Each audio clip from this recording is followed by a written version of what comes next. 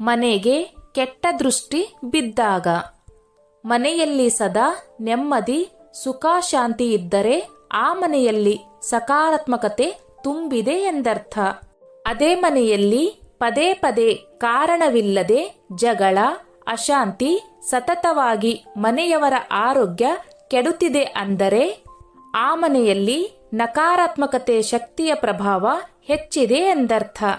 ಮನೆಯಲ್ಲಿ ನಕಾರಾತ್ಮಕತೆ ಇದ್ದರೆ ಸಿಗುವ ಸೂಚನೆಗಳೇನು ಎಂದು ನೋಡೋಣ ಬನ್ನಿ.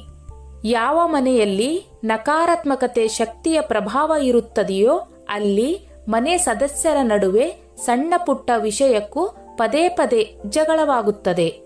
ಆ ಮನೆಯಲ್ಲಿ ಒಬ್ಬರನ್ನ ಕಂಡರೆ ಇನ್ನೊಬ್ಬರಿಗೆ ಆಗುವುದಿಲ್ಲ ಅನ್ನುವ ಪರಿಸ್ಥಿತಿ ಇರುತ್ತದೆ. ಮನೆಯಲ್ಲಿ ಎಲ್ಲರೂ ಸದಾ ಸಿಟ್ಟಿನಿಂದ ಬೇಸರದಿಂದಲೇ ಇರುತ್ತಾರೆ.